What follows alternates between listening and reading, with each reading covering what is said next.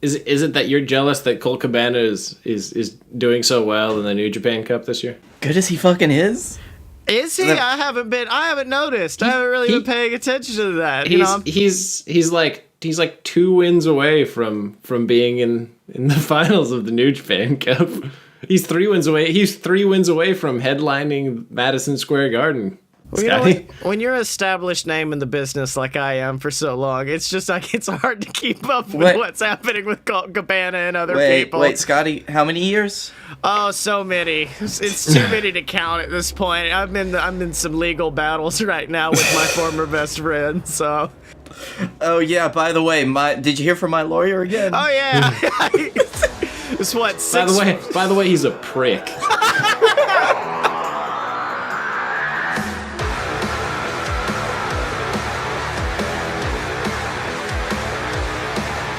So welcome to Fight Boys, your weekly show about professional and not so professional wrestling. I am your host, Scottye, the absolute mad lad Moore. That's my new nickname. I'm working on it. That's my new nickname. Mm-hmm. You did all right. Yeah, I'm Blake A. Tanner.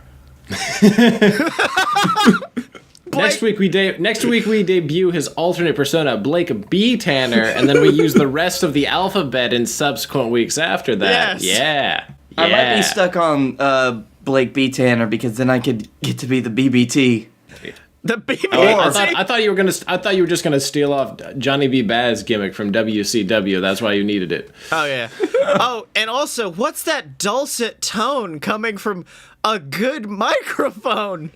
It's amazing. Who is that?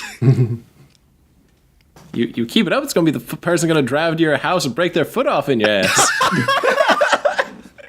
The man that I didn't tell how that microphone worked. It's the Dylan. Yeah.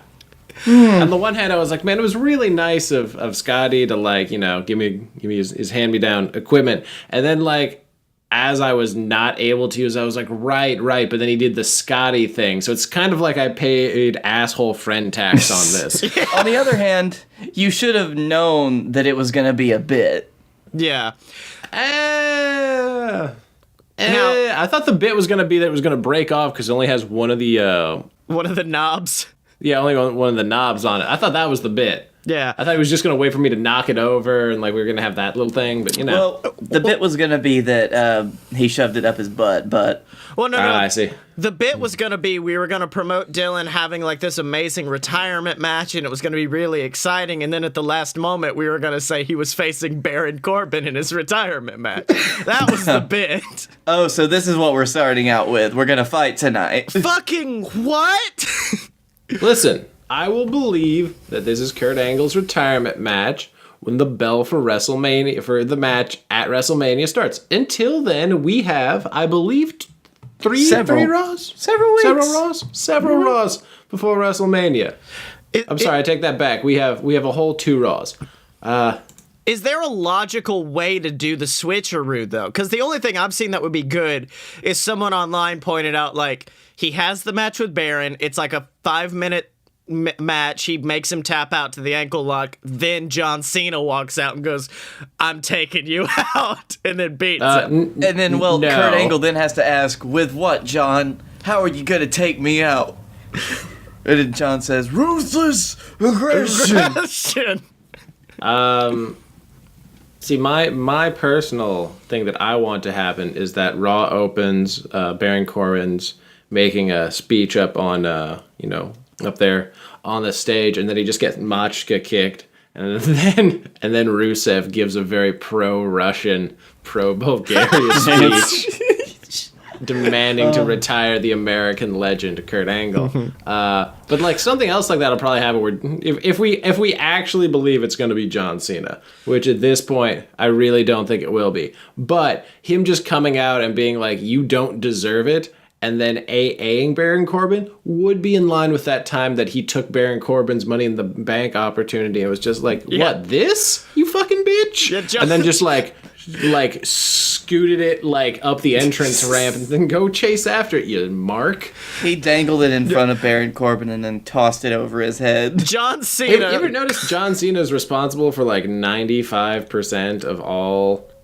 effed up cash in. Yeah, Money in failed the Bank. Like, cash-ins. Yeah. he failed to do it. He messed up Corbin's. He messed up Damien Sandow. Sandow's. That's 3/4 of them. Yeah. Well, not only that, Edge, he kind of took the spot from Edge because Edge was involved with like every cash in for probably like the first 6 Money in the Bank matches. Right, but he was responsible for all the success and like all the ultimate opportunists. And now it's just like the ultimate cock block, John Cena. John Cena walks out on stage with a gun, shoots Baron Corbin, and says, "This is my match now." I will say, I think it's happening. And at the end of the match, he gets arrested. Yeah. No. The best part would be if Baron Corbin, because a lot of people are wondering why I'm in this match. They're asking what kind of magic I use. It's not magic, it's illusions. And then he does then the doves come out. It's illusion. And then he pulls off a Scooby-Doo style mask and it's John Cena underneath. No. I just like the thing where all of a sudden he actually does magic tricks. He's Phantasmo. You remember Phantasmo from the... Yeah. See, Start using that gimmick again. my only reason why I'm thinking it's probably definitely going to be Baron is because after the match, Kurt was just like, he's the one who's pissed me off in the ring the most, and I'd be happy to retire if I retired tapping him out. Also, he's kind of a great wrestler, and I think people are discounting him. And I'm like, oh, I see what it is. Because even Kurt's wife posted something just like, all you people chanting, we want Cena? I agree. And then I think Kurt forced her to take that down. So, To be fair... Did Kurt or did management? Yeah, corporate management was like, listen, we're retiring you as somebody you don't want to wrestle. Because, like, Shawn got to pick who retired him. Yeah. Flair got to pick who retired him. Everybody else that retired in the ring got to pick their opponent. Taker probably didn't pick Roman Reigns.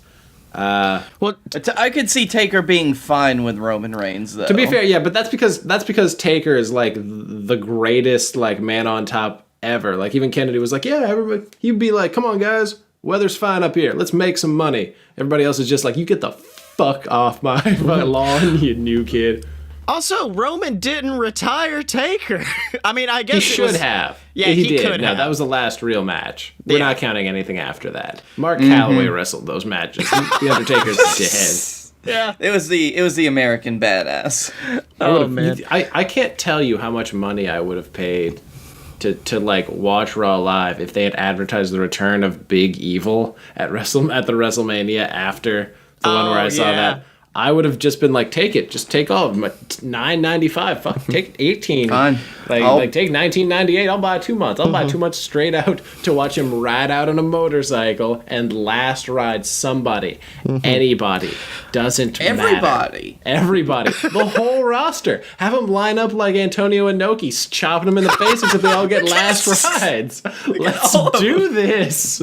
Just do that gauntlet match. Yeah. Just do it every member of the roster, and they just do nothing but last rides, and that's WrestleMania. That's the whole WrestleMania. That's what we call it, WrestleMania, the last ride, and then we just end the WrestleManias on that note because it's never going to get any better. Oh, no, me and my dad used to talk about, like, what would your ideal WrestleMania, like, or your ideal last match for Undertaker be? And back when I was young and stupid, I thought, have everyone he's ever beat come back and he has to beat them in a 20-man gauntlet match. And then I was like, fairly sure most of them are dead. And Quite a few. And I definitely don't want to see Giant Gonzalez come back if he's still alive. And my dad has held this, we may have talked to this on the show before, my dad has held this over my head ever since that WrestleMania where Roman won, is he was just like, my idea, son, is he wins a championship unification match, lays down both belts in an X in the middle of the ring, takes off his hat, leaves it in the middle of the ring, and leaves. And then, in the middle of the emotional-ass Undertaker retirement thing, takes off the hat, leaves it in the middle of the fucking ring, and I just went, fuck you, Dad! No! Oh, Bud, everybody was calling that one. Oh, yeah. Except for me, because I wouldn't let my dad have the satisfaction of it. Oh, let's see. Hold on.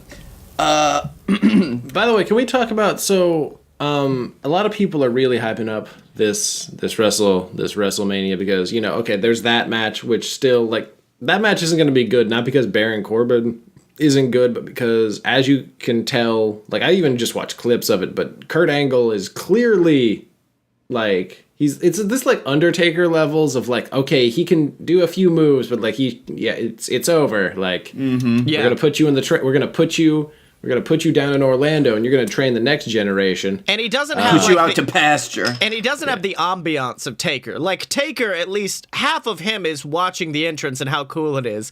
You can only, you suck so many times. I take exception to that. I was at the WrestleMania where he was inducted into the Hall of Fame with you. Do you remember how loud I chanted, "You suck"? I crossed that off a bucket list. You suck a dick.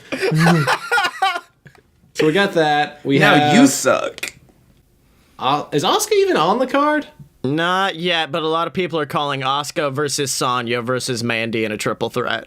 Wow, I love how the SmackDown Women's title is left. We're 3 weeks from WrestleMania. We couldn't get this bitch on the card. We don't also have the tag the women's tags. We have neither of the men's tag championships. Well, no, I think we do. Like the penciled in version that's definitely going to get changed, but right now it's supposed to be Divas of Doom versus Boss and Hug Connection, but I think that's going to grow. And I'll take that. No, I'll take that. Well, that's don't put Tamina and Nia Jax in that match. Not only them, also the Iconics. Don't. God. Well, damn it. I really need to have a soundbite I can put in so you've listened to the Salt and Pepper Diner John Mulaney bit, right? Oh yeah. Yes. Yeah, the bit where the dad like loses his shit, just, after the I just need that I just put in every time WWE does some shit like that, and just be like, and an insert clip there for me. Thank you, Scottye. I get that file. Okay, yeah, so we have that bullshit. We'll get you a Shock Jock soundboard just to like have your own Dylan board. It's only got three buttons. That's all I need. Yeah. It's gonna probably have a few dozen buttons, but it's gonna be one of those 3 sounds you wanted. A lot of them are just going to be sound clips of Excalibur saying bullshit. Okay, so we have that. We have neither of the men's tag matches at all. Of course, we don't. The IC title, who the fuck knows? Yeah. The US title, who the fuck knows? We still haven't gotten the Andre. I'm still very much wanting Joe versus Cena. I know it won't happen, but I want Joe versus Cena. I want Joe versus Nakamura. Oh, that'd be good too. I would like that. I'm just sitting here baffled just with us talking about how little has been done for everything but like 3 titles. Correct. So there's the US title. Basically, the 3 underdog stories have all been worked on since WrestleMania, with the exception of Kofi Kingston, who literally just dick slapped corporate and was just like, I'm in the match now, and then like ran off with the rest of New Day while Big E threw pancakes at people. Well, I mean, the Miz Shane match has been hyped more than some titles. yes, it has. Yeah, because it's Shane McMahon. He's the best in the world. Yeah, and then Miz is apparently a good babyface, which I didn't realize. His promo from tonight on SmackDown, the 3/19/2019 episode, it was good. It was so good. That's the kind of promos that I love to see. It's so hard to pull those off genuinely. Yeah, so the Miz has been doing this for so long. So the way I heard like some things was back when Abyss first became Abyss. He talked about how Dutch Mantel was talked to about it, and he's just like, I don't know how to be a baby face. And Dutch was like, so you know all the shit that happens when you're a heel that you want the baby face to do? Do that. And he was like, and it was real simple after that because I'd been stupid. And I feel like that's how the Miz approaches babyface promos. He's just like, what are all the things I wish the people would say whenever I'm in rivalry with him? And that's what he unleashed tonight. It's just like he's done this so many times. He's been on the other side watching his opponent struggle that he's just like, just say these words. That'll get just say these words. And he was just like, I have these words now. And he just threw them at the crowd. Mm-hmm. My words. I think he is he's easily, to me, one of, if not the best, talkers on the mic. Yeah. Oh, Miz has always been fantastic. I will say, if I had to pick a favorite on the mic right now, Joe. Joe just brings such such savagery to it. Joe will come in and Joe will disrespect like your cancer-ridden child to your face, not break eye contact. Yeah. Wendy! How you doing, And Wendy? he screams your wife's name. Yeah. And he's so fucking cool. Yep. I would say, yeah, Joe's got probably the most just furious intensity. Yeah. But, like, it's very hard for me to find someone who is eloquent on the mic. They can speak all of their points. And you can tell, like, when they talk themselves almost into a corner with certain phrases, when they're able to pull themselves back and turn it around into something that actually makes sense. Yeah. And I think that that's something The Miz excels at. Like, you see it in his SmackDown promo from this week. Like, there were times where I was listening to him talk, and he would say a phrase or something. I'm like, how are you going to end this one? Oh, no, you ended it. Yeah. Damn. Well, moving on to the next thing I'd like to talk about, Blake. The Miz's dad. The Miz's dad is what I want to talk about now. Now, there's another.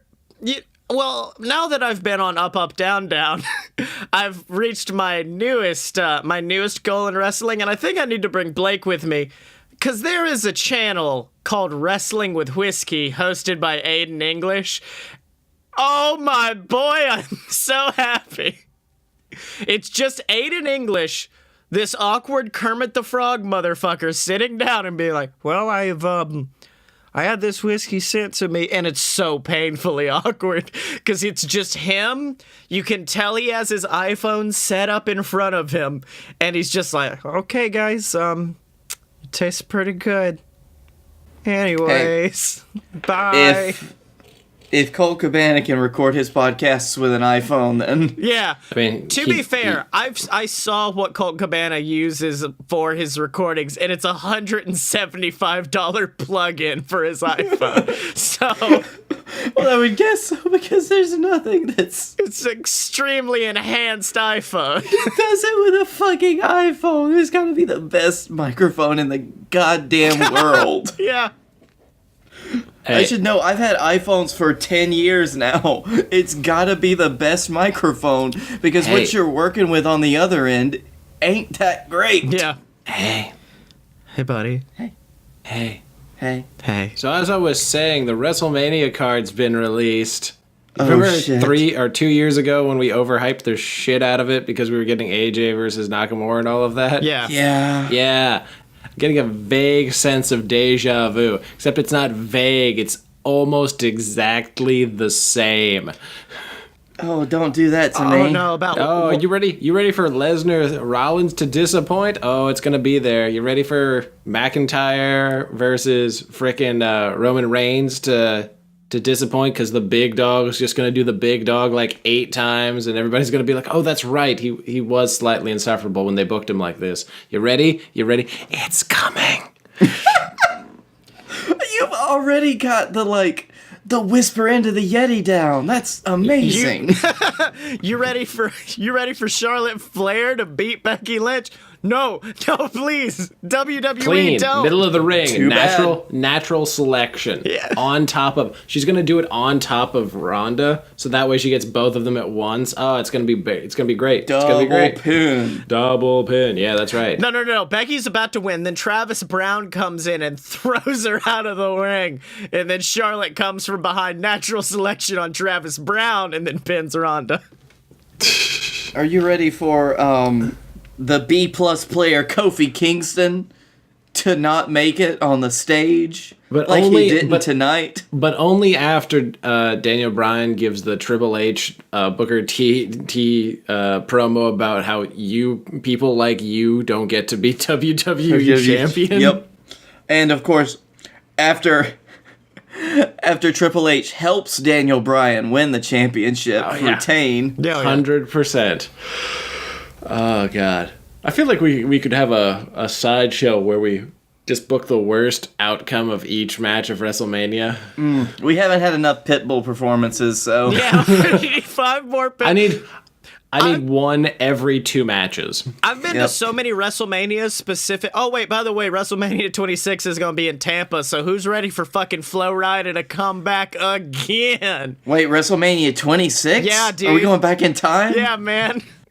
I don't remember that one. I think that was one of the Dark Age ones, right? That 36? was in Arizona. The main event was the main event for 26 was Taker versus Shawn, I believe. Oh, Shawn 2. No, that was Taker versus Shawn 2. That one was still really good. Yeah, it was a good one. That was Phoenix, Arizona, I believe. Yeah, that was good. Okay, never mind. No, we're fine. We're fine. I don't know which one I'm thinking Don't of. test my ass. 27. I'm thinking of 27, the one where Taker like bullshit choked. Yeah.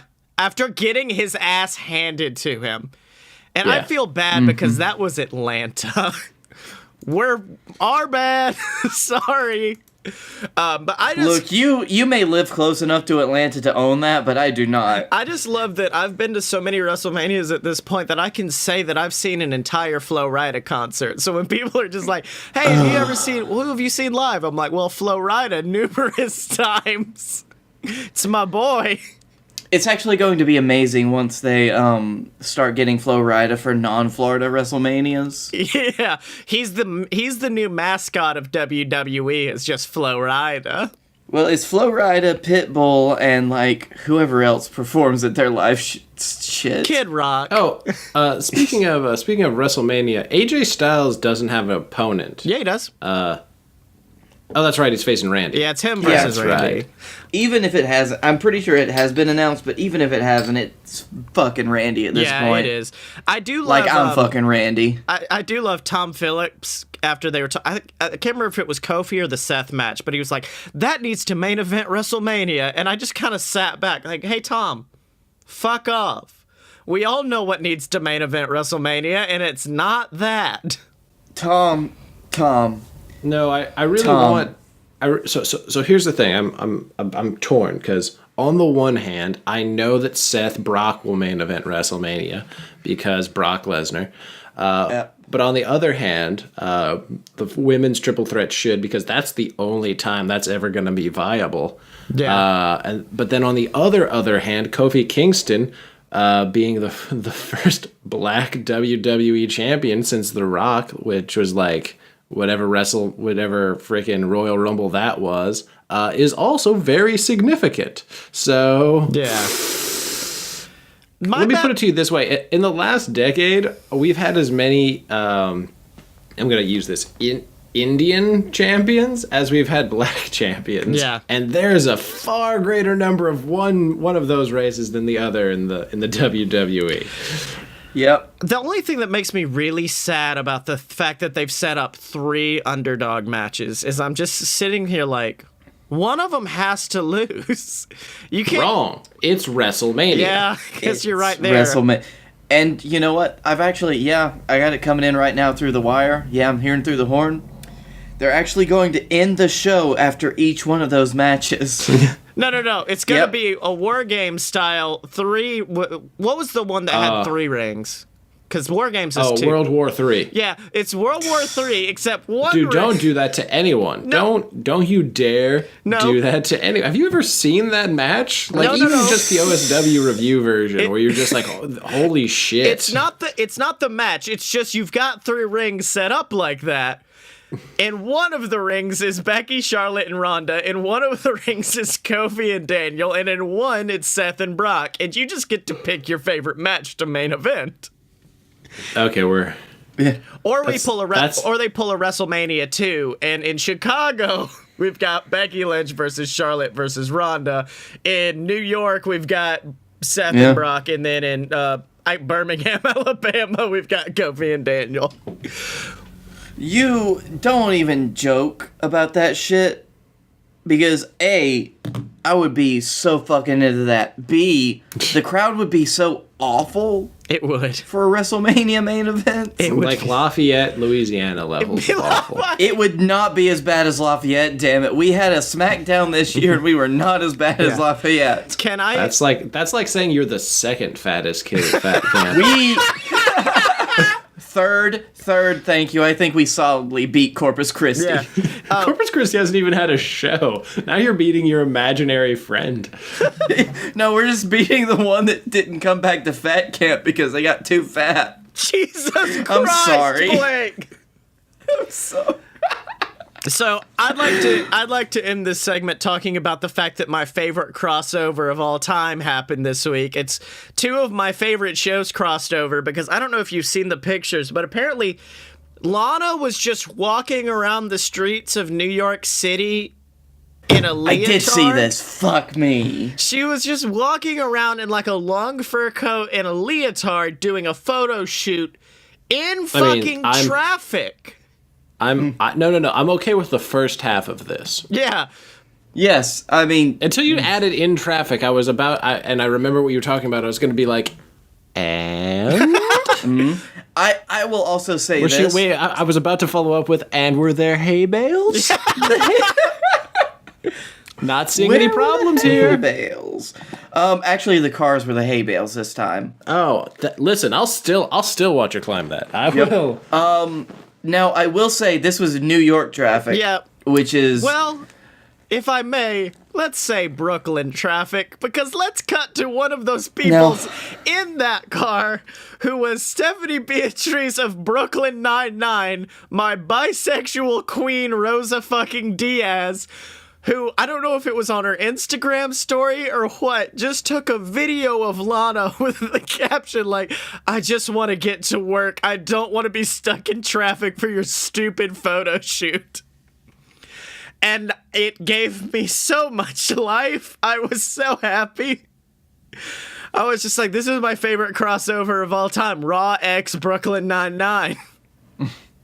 I would watch Andy Sandberg host Raw. You have no idea. Oh, no, get Terry in there. Terry loves wrestling.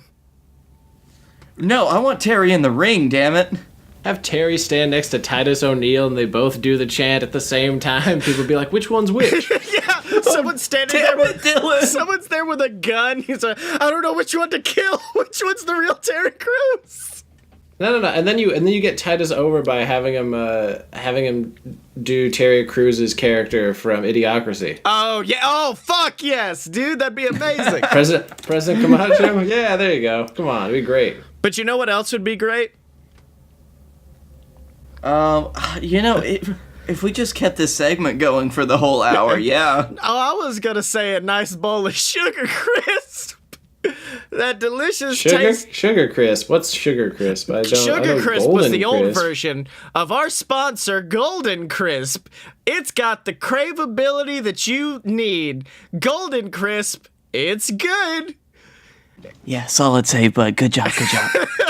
Oh man, no. This is why we don't have real sponsors. Well, the worst was last week when I believe I told the story that a box of Golden Crisp set off my girlfriend's morning sickness. Golden Crisp. Get it? Anyway, no, that was 2 weeks ago. Was it 2 weeks? Okay. Yeah, it was. Well, also, in addition to picking up some Golden Crisp, why not donate to our Patreon? Patreon.com/a-load-of-BS. You get shouted on the show of your choice every single week like that fuckhead Ghazi, which I believe I watched his stream last night, and Dylan did lose his title, but he punched a lot of people in the dick. So make sure to donate and give us that cash. But now, guys... Ghazi, who Captain Tibbs has pointed out, is not in the chat tonight. Oh, no, Ghazi's not with us. Well... It's conspicuous by his absence. It's also his birthday, so let's all on three give a big happy birthday to Ghazi. Okay. 3, 2, fuck you, Ghazi! I'm so proud of us. We mind melded. But for right now, let's go to the Twitterverse to talk about another boy, because it's time for 2019. Because it's Dust Watch. Oh, good. This great. is Hold my. on, I have this. I swear to God, I have okay. this one. Promise you. Oh, great. Can I go on my union-appointed break? Yeah, go ahead. Cool. Wait, we have a union? Yes. I do. It's a one-man union. All right, what you got, Dylan? At Sexy Chuck E.T. Heard you have a match with at Matt Stryker at Joey Ryan's penis party. Is it a penis party? I think it is. Congratulations. Now you can be outshone by 2 former WWE wrestlers. Does Matt Stryker have a Twitter? I'm trying to find him. Yeah, he should. He's fucking does commentary for AAA still. Also, we didn't talk about the Young Bucks flying all the way to Mexico just to fuck with the crowd. No, not just to fuck with the crowd, to beat the Lucha Brothers for the titles they just won. Yeah, because you know, now the Young Bucks literally have held every tag team. They didn't win. So there's only 2 major ones like that are defended in multiple countries that they haven't won yet, or that are won by people in multiple countries, which is odd because they worked for New Japan for years, but they never won the CMLL ones, and then they never won the Rev Pro British ones. Granted, the Rev Pro British ones are held by fucking Zack Sabre Jr. and Minoru Suzuki, and that team should literally just be called Go Fuck Yourself. Fair point. That's all right. We're gonna challenge for the title. Who holds those titles again? Zach and Suzuki. Oh, like that's a match you get given as a punishment. That's a championship punishment match. Yeah, I should see how long they've held those titles because it's coming up on a year now. Okay, so I do want to say we have an opportunity, I think, to become legends. Because the JWF has prepped us, and especially me and you, Blake, with developmentally unstable, have prepped us for something that has been given to us by All Elite Wrestling. And shh, it's the Librarian. I don't know why. It's the weirdest branding move AEW has ever fucking done. No, this is not a shush book boy girl librarian. Oh, okay, hold on. Well, let me finish up what it is. It's basically you get to make a 60-second promo explaining why you should be the librarian and send it in, and you may just become the librarian. Yeah, it's a video. Yeah. It's so, video. Blake, what's your librarian? You ever see the show Warehouse 13? No. Oh, yeah, never mind, yeah. Yeah, where they protected all these cool secret artifacts. Well, or if you've seen the SCP wiki, if you're an internet person. The thing is, before either of those, there was this thing called The Librarian, which is a series of made-for-TV movies, where Noah Weil protects sacred old artifacts as the librarian. It was also a TV show. It was a TV show. That was later on where they brought it back and kind of did a reboot of it. Okay. So he's gonna have, like, the first Librarian movie was in 2004. It was called The Quest for the Spear, where, of course, he looks for the, spear that pierces the side of Christ. That one, yeah. Yeah. And, of course, that's going to be his finisher. The Spear of Christ? Yes, the spear that pierced the side of Christ. I like it being that long. And it's the spear. It's just a spear is all it is. Mm-hmm. Great. You do realize it's just a 60-second video, right? Like, you Blake, you can't run at some guy while screaming, "This is the spear that pierced Christ," and then spear him, and then that's the end of the video. I don't fucking see why not. I don't know why, but I also love the concept that instead of, like, your arms by your side, you're windmilling them, like, back and forth, looking like a train. It's for added traction. Ooh. That's good. Okay. So by the way, I looked it up, and fucking Suzuki under the longest reigning holders of those belts since they came to it, and I really have no idea if they'll ever not hold those belts. I've also never seen Minoru Suzuki actually hold that title. He doesn't bring it anywhere like they normally do, which is hilarious. Yeah. I like to think that Minoru Suzuki is just like, what the fuck is this? Is this what? He just comes back, they hand it to him on his way to the ring, and he's just like, what? Mm-hmm. What? And he just like drops it off on the side. Okay, hold on. I want to bring my librarian pitch back. No, because Blake. later on in the librarian's life cycle, the third Librarian movie, which was the last made-for-TV movie, is called The Curse of Judas's Chalice. Boom. And that's when the librarian comes in. He teams up with Judas, Daddy, Uncle, Kid Jericho. Now, can I just say, my my actual genuine pitch I came up with for my librarian was very much in favor of Jericho because Jericho's written like 4 books at this point. I guess he would also really like Mick Foley. And one of my favorite lines I wrote for the promo was just like, if anybody would like to be educated about the world of professional wrestling, you can, of course, check out any of Chris Jericho's books. Or, let's be honest, you're AEW fans. So how about Cody's new children's book? I'm sure that'll work. So at this point, of course, you could probably just read the side of Cody Cigars. Yeah. I mean, at this point, Librarian has to be a heel character for it to work, right? I mean, not necessarily. So, do I get to participate in this? Besides, yes, Dale, I was going to throw it to you now. Yes. Fantastic. So, the real way that you do this is you go full late 80s the whole way. And the librarian, you just have one of you sitting at a desk wearing sunglasses indoors with like a bookshelf behind you and sleeveless like muscle shirt, even though you have no muscles. And then somebody comes up and asks about the book and you just shush them. And then they try to ask you something about it. And then you fucking pick them up and body slam them and point to this sign that says no talking in the library. Hold on. What, did you hear that? I just heard Jim Cornette screaming, and I don't know if he was climaxing or having an aneurysm. Exactly. It's either very good or very bad in old Corny's eyes. But even then, I feel like that would be a heel. Is there a way to make a babyface librarian? Because Dylan, that's still a heel. That guy would come out and get booed. Right. I'm not saying there isn't. There is a way to do it, but it has to be a female character. There's no male version of the librarian that's not a heel. I don't know, the guy, like, if you're doing this promo, like, you could have the librarian helping some kids, and then this obnoxious, like, douchebag who's smoking, like, a cigarette or something just pops in, blows smoke in the kids' faces, and then gets absolutely destroyed. That's your baby face. So you're proposing a promo video that, in its filming, we would have to blow cigarette smoke in the face of a child. It had to happen down. No matter what. Already down. If you want 80s, that's 80s. It's just, 80s. Some guy walking down the street doing cocaine blows his meth smoke in a child's face, and then the librarian beats him up. Scotty, my reference point for the 80s. Day. Yeah, my reference point for the 80s is the movie Tango and Cash, so yes. Yes. That's exactly what happens.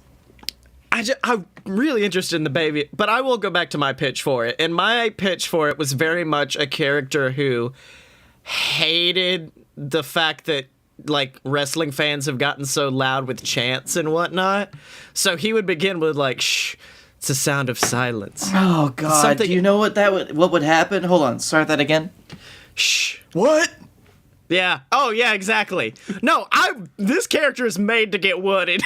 What? But yeah. What? Shh. What? Shh. What? I would stand in that ring for 5 hours to do that. But yeah, he would basically be like, you're disrespecting the business. Even the Japanese crowds that used to be silent in respect and reverence for this sport now are loud and obnoxious thanks to the Elite, thanks to the Bullet Club. Like, he would just go off on all of them. And yeah, that'd get real over with the AEW crowd, actually. Oh, yeah. Just be like, hey, fuck you guys. You like the Elite? The Elite suck dick. It's like, oh, no. I mean, you gotta get attention somehow, and this character cannot be a babyface. What if he was Sylvester Stallone? Wait, hold on. Are you still going off of Tango and Cash? Yes, I made the Tango and Cash joke, and now that's all I'm thinking about. So Blake's version of the librarian is fucking Tango and Cash, and that's it. So wait. Blake, They're New York cops that became librarians. They didn't ask for an actual promo. They just said, "Tell us why you should be the librarian." You need to send in a video that's just you going like, "Okay, hear me out.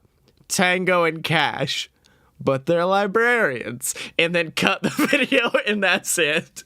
Can we make Sylvester Stallone younger so he can play this part? Well, Blake, I just saw Captain Marvel, and they made Sam Jackson look like he just stepped right off of the set of Jurassic Park. So I feel like anything's possible. He just has better hair. Yeah.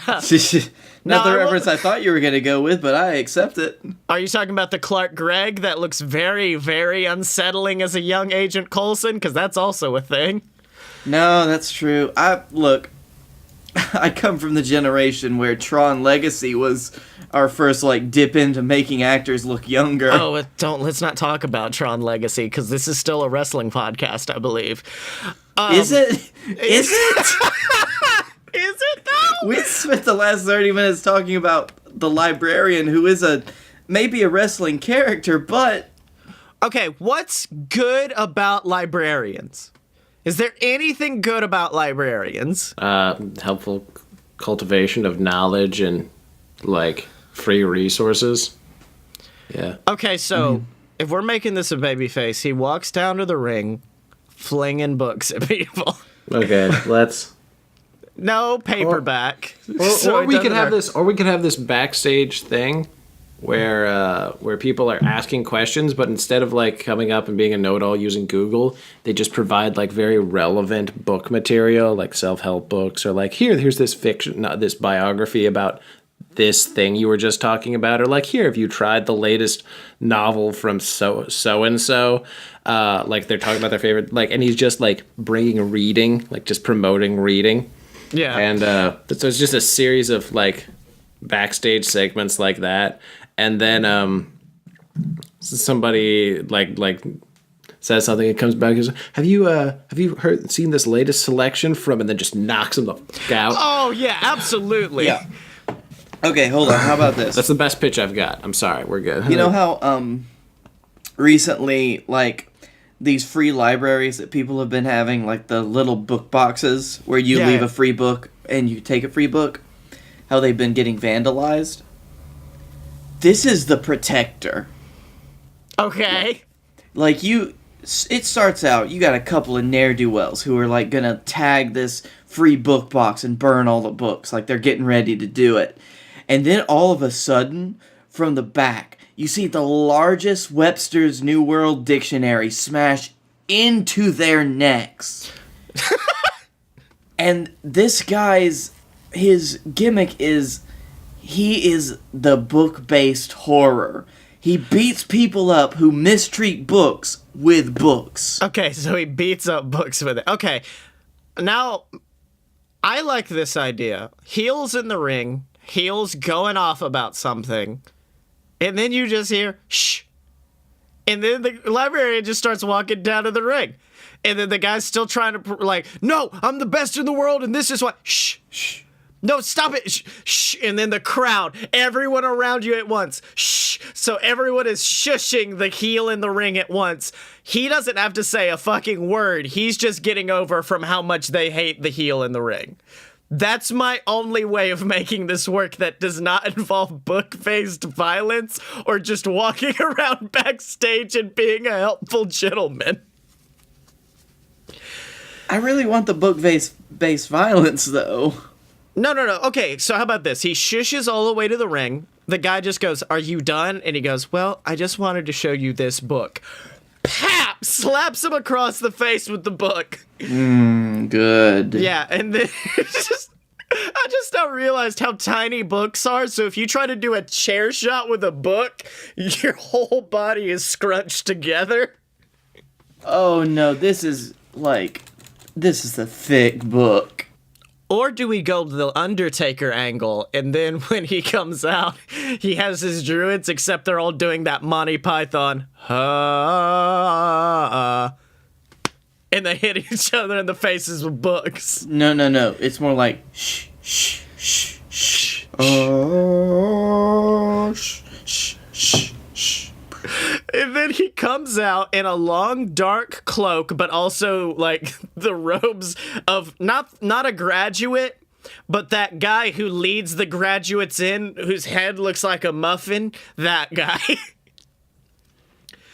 Can you tell right. It's been a while since I graduated college? You graduated? Mr. Muffin Tophead. He did graduate, yes. I did. Blake was there.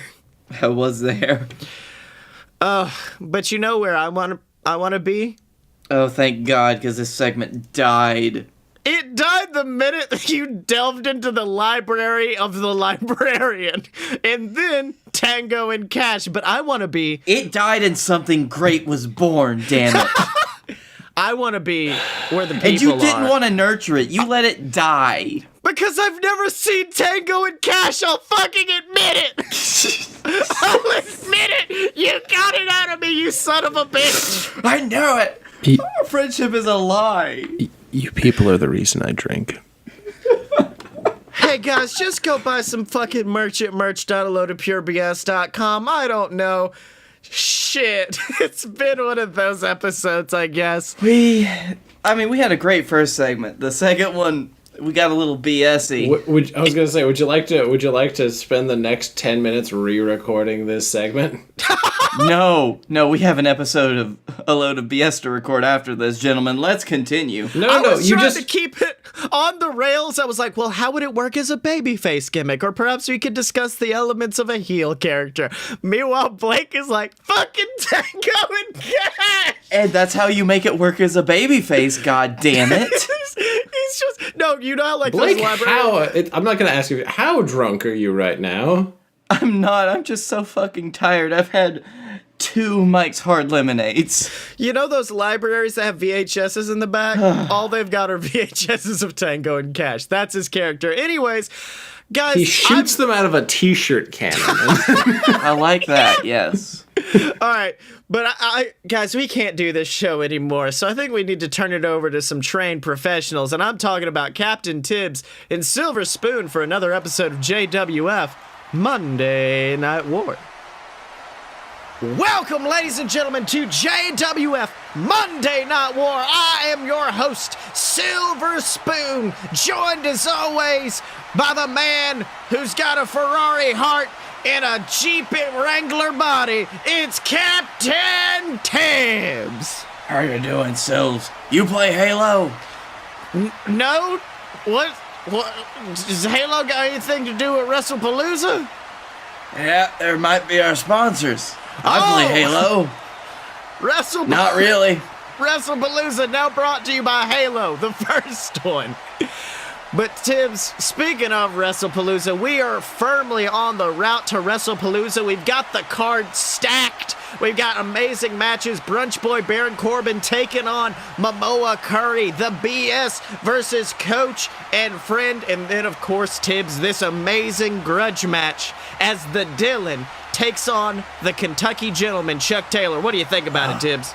You know, Sills, I think this has been something brewing for a long time. The Dylan's really got to prove himself against a man that he tried to emulate, I think, a while ago. And also, Sills, aren't you and all of our wonderful, wonderful friends out there in the JWF universe happy that we have our entire card set already, basically? Yep, that's right, Tibbs. Unlike other companies, we let you know what you're buying ticket for far in advance. But Tibbs, I think the Dylan's got a message for the man known as Chuck Taylor, and he's in our ring right now. So let's have a listen. You hear that? You hear that silence? That's the sound of radio silence from the Kentucky Gentleman, Chuck Taylor. See, ever since I came back, ever since the real me came back a few weeks ago, I haven't heard a word. Have you? I don't think you're going to. Because, see, the truth is that miles from here, in a little rundown shack in Kentucky... Oh, no, wait. Yeah, that's right. He's pretending to be a big city boy now up in Philadelphia. See, Chuck Taylor is cowering in his shitty one-bedroom apartment, wondering and worrying about what I'm going to do to him at WrestlePalooza. You see, because Chuck Taylor, despite being a worthless pro wrestler, is smarter than he looks. You see, he knows that this ain't going to be a comedy match. This isn't going to be some half-ass street fight. This definitely is not going to be a death match. No, this is going to be a wrestling match. And this means that if Chuck Taylor wants to have any hope in this world, then he's going to have to actually wrestle for the first time in years. And you see, Chuck Taylor is scared of that because Chuck Taylor is fake. Chuck Taylor has forgotten what it's like to be an actual wrestler. See, Chuck Taylor is just a walking meme at this point, and he's about as relevant as one of his age. See, when WrestlePalooza comes and goes, and after I stand tall, see, Chuck knows that he's going to have nothing left. No more merch money, no contract with AEW because they're not going to want him after I'm done with him. And certainly no friends, though. He knows that a worthless POS like him don't deserve him in the first place. See, I am the Storm of JWF. I am the captain on the Storm. And at WrestlePalooza, the Storm and the captain are coming in. And Chuck Taylor is going to have nowhere to hide from the maelstrom. Oh, wait a minute. Tibbs, looks like Chuck Taylor actually appearing on the Titantron up there and looking down on the ring at the Dylan. Is Chuck going to say anything? Looks like Dylan's just screaming at him to come down to the ring. But wait a minute, Tibbs. It's Trent. Trent Beretta, Chucky G's best friend, with a big sneak attack on the Dylan, blasting him with that steel chair. This is horrifying, Tibbs. I thought he hurt his arm. That's right, but wait a minute. Looks like Dylan getting that steel chair away from him mid-swing, stopping Beretta from that attack. And oh my God, Dylan swinging that chair against the skull of Beretta. Oh my God, you can hear that vicious crack, Tibbs.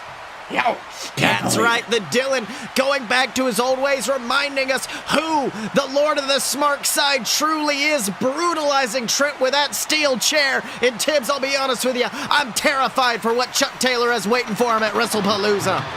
I hope the Dylan comes back and he pilots his foot straight up Chuck Taylor's ass. That's right, Tibbs, but of course, speaking of grudge matches, let's switch to a match that people are calling, well, a family feud, Tibbs, as the men known as the VWO, Travis, Griffin, Justin Clouds, it appears they've imploded. As last week, Justin Clouds made a declaration that at WrestlePalooza, it will be the death of the VWO as he and his brothers face off in a vicious triple threat. I can't believe it, Tibbs. Well, Sills, as far as I'm concerned right now, I'm surprised that the VWO still exists as it is.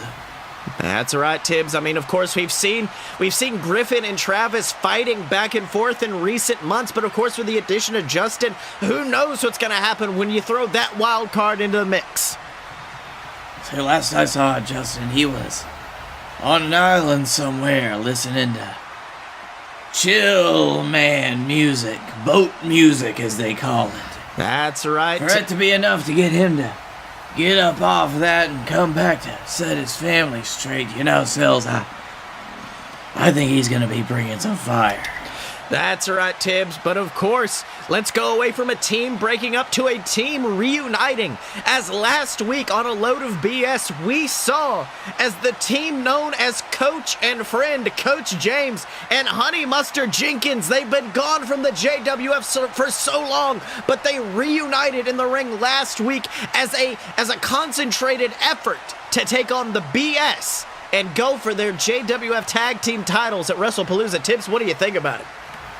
I forgot they existed, Sills, I'm gonna be honest with you. I knew Coach came back, but Honey Mustard, he's always just kind of been well, you'll see. That's all right, Tibbs. I mean, I'll be honest with you. Back in the day, they were one of the biggest names in this company. I mean, when they reunited, the roof was blown off the place. And I got to be honest with you, Tibbs. I think the BS got afraid. The BS got jealous. I don't think they've ever been in a room where someone has gotten that loud or popped than them. Do you think that's going to play into their psychology heading up to this match? Well, Sills, I'd be pretty pissed off if it happened to me, so I can only speak for myself, but if it were me in there and somebody got a louder reaction than myself, I'd be pretty damn pissed. That's right, Tibbs. And we sent one of our top interviewers backstage to talk with Coach and Friend about their reunition and upcoming match at WrestlePalooza. Let's have a listen. Ladies and gentlemen, Don McDonald backstage with two men who had an amazing reunition on last week's episode of JWF Monday Night War. It's the team known as Coach and Friend. Now, Coach James, Honey Mustard Jenkins, how does it feel to finally be back together in that ring after so many years? Woo, baby, that's right! Honey Mustard Jenkins is back, baby! And let me tell you something now, big man. The BS, I'll tell you right now, the BS, they have a target on their back the size of Alaska because it's been too long since the old coach and I have gotten to ride, and we're going to ride straight down that route to WrestlePalooza and take those titles back and put them right here where they belong. You hear that? Right there on that shoulder, the deltoid, the tricep, all of it, baby. You see, oh, Honey Mustard, I ain't seen gold in a long time. And I've had me a bad fever ever since, who knows it? And the only cure for that fever is a prescription of some gold, and I'm sorry, BS, but that prescription's gonna get filled at Ding Dang WrestlePalooza. Because you see, McDonald, the BS, they like to talk about how they're the saviors of the JWF. How they're the ones that bring respect to the JWF tag division. But let's be honest, back in old Honey Mustard and I's day, they wouldn't have lasted 10 seconds. Yes, the BS, they're amazing wrestlers for this era. The BS, they're fantastic champions for this era.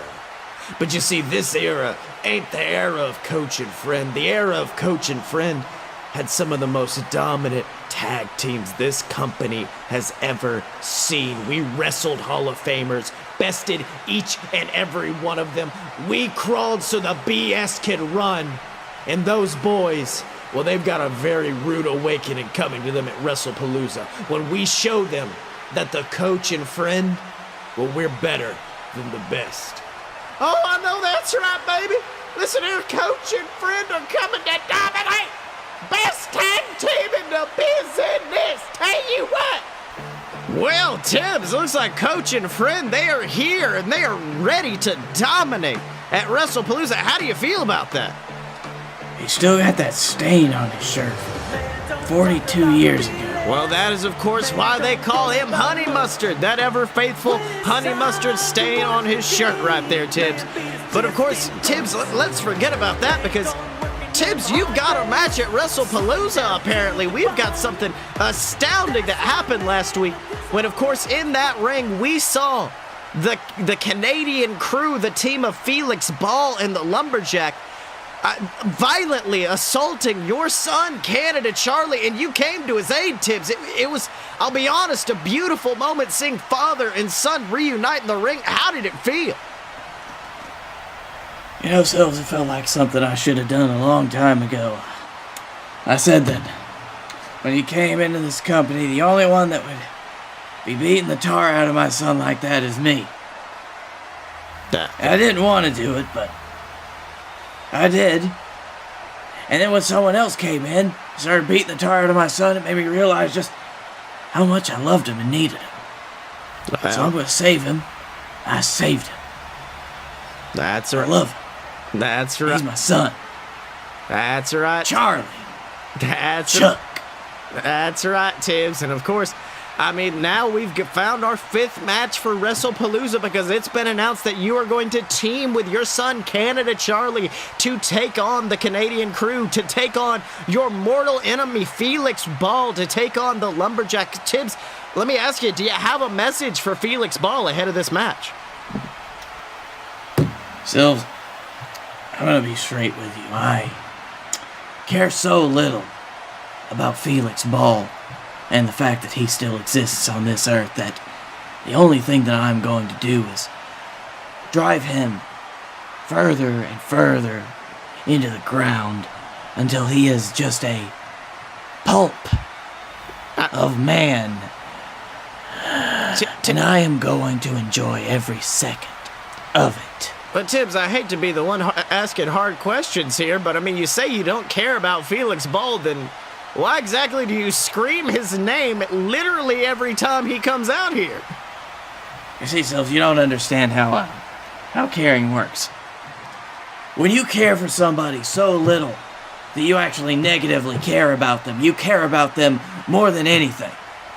Oh, all right. So I don't care about Felix Ball. Negatively. So you do care about Felix Balls? No, I don't. Damn it. Okay. Well, Tibbs, how about we move on to the main event of WrestlePalooza, a match we are all excited to see, as the man who won the Regal Rumble match, Momoa Curry, takes on his former protege, the current JWF champion, Brunch Boy Baron Corbin. It looks like an absolutely exciting match. What do you think about it, Tibbs? I hate Brunch Boy. I love Momoa Curry.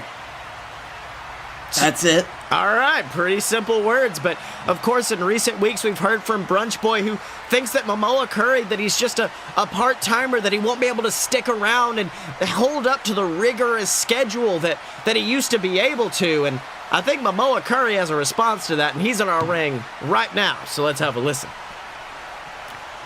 You know something, I understand where Brunch Boy's coming from. I really do, because he comes from a world where part-timers are part-timers for a reason.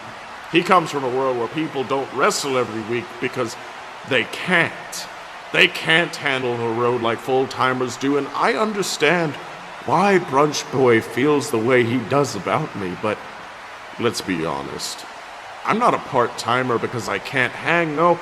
I'm a part-timer because Captain Tibbs can't afford me, but no, in all seriousness, I don't have to do this. I don't have to come back to the JWF. I don't have to wrestle. I'm a god. I'm set for life.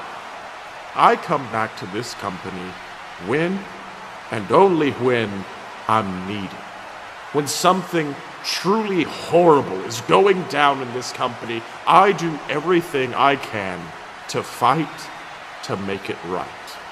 Whether I win, whether I lose, one thing you can't deny is that when I step in this ring, I step in to fight and to make things right. And the biggest wrong I've seen in this company in recent years, well, Baron, it's you. It's a man who didn't earn his championship and is very aware of that fact. A man who's terrified to lose the title that he stole. You're a thief, Baron. You know it. I know it. The entire JWF universe knows it. And so, at WrestlePalooza, I'm going to do what I always do. I'm going to fight and make it right by winning the JWF title fair and square. I'm going to fight tooth and nail for it, and I'll give these people a title victory that they can be proud of. Not a thief, not a swindler, not a... Whoa, Tibbs! You hear that? That's the music of Brunch Boy Baron Corbin coming down to ringside. And he does not look happy with what Momoa is saying. What do you think? It's been so long since I've heard his music, I'd almost forgotten. That's right. Let's hear what Baron's got to say. Whoa, Momoa. Chill out there, man. Seems like everything I've said has gotten you a little hot under the collar. Look, you don't want that blood pressure shooting up at your age, you know? And look, you understand me. I understand where you're coming from. I did steal this title. I'm proud to admit it. I stole it. I cashed in my briefcase on an unsuspecting champion, and I took the gold right from under his nose. But what you're forgetting is every single match I've had since then. Every single successful defense, defeating legends, defeating men who are future Hall of Famers. I stepped into that ring on my own 2 feet, and I walked out with my belt over my shoulder victorious. Just like I'm gonna be at WrestlePalooza when I face you. But you know what? That's not why I'm out here. I'm out here to get you to back up everything you say. Because you say you can hang with the best of them. You say that you can really do this, that you can take my spot. So I want you to prove it. Because next week, I've got you a match. A match that could make WrestlePalooza either very easy or very, very hard for you. Because you are going to have a match against both of these men. Oh, Tibbs, it's the Rat-Sensation! Rat Boy Connor Victor! Corbin's lackeys coming out, joining him. What in the world's going on? Corbin is too cowardly to fight his own fight, so he brings in obviously less skilled, but more numerous opponents. Well, let's hear what he's got to say about that match. And Momoa, next week, if my boys win, well, they honestly get the grand prize because they get to stand in my corner and have a first row seat to the beating I'm going to give you at WrestlePalooza. But hey, if you win, if you can manage to destroy these two monsters at my side, they're banned. And just to freshen the pot for you, you get to choose the stipulation for the match that ends your career. Good luck next week, Momoa. You're gonna need it. Well, Tibbs, looks like something interesting heading into WrestlePalooza. We could have a new stipulation for the match. We could see the Rat-Sensation at ringside. This is amazing. I think the brunchling doth protest too much. Seems to be a little overconfident for my choice, but of course, what's different with Brunchman, Brunch Boy. Oh, well, all right, Tibbs, but Brunch Boy, man. All right. Well, I guess, Tibbs, in order to find out what happens next with those men, to find out what happens in that match, and what happens with all of our competitors heading into WrestlePalooza, you're going to have to tune in next time to JWF Monday Night War. So, boys, it's been an episode. What'd you learn this week? I learned that we can't book a librarian for shit. Really? Because I learned that the only librarian I love is Turner and Hooch. Wait, no, that's not it. Calvin and Hobbes. Wait, no, that's not it. Hobbs and Shaw. No, wait, that's not it. Fast and the Furious Supercharged, now open at Universal Studios. Blake, what'd you learn this week? Why would you wish that on anyone? Still not as bad as Jimmy Fallon. What'd you learn, Blake? I learned that I'm the Baron Corbin of this podcast. Yeah, anyways, Dylan can be found on Twitter at SexyChuckyT. Blake, where can they find you? At Blake A. Tanner on Twitter. You can find me at also at B+Player on Twitter. That's my new handle. You can find me at the Darkroom Video on YouTube as well. Yeah, that's right. And you can find me on Twitter at Scottye Moore. That's SCOTTYEMO. Buy all my books on Amazon. Just look up Scottye Moore and you will find it there, ladies and gentlemen. So check that out. Check out all the other shows at loadofpurebs.com. And remember to support, whether that be on Patreon, whether that be by picking up some more merch, or most importantly, just by subscribing on YouTube, leaving a comment, leave us a review on iTunes. We love getting feedback from you guys, so make sure to do that. And as always, you can find us at aloadofpurebs.com. Step up to the merch table at merch.aloadofpurebs.com. Find us on Facebook, donate to the Patreon, subscribe on YouTube, and remember to follow us on Twitter at Fight Boy Show, Chuck Taylor, because when you're a fight boy, you're a fight boy for life!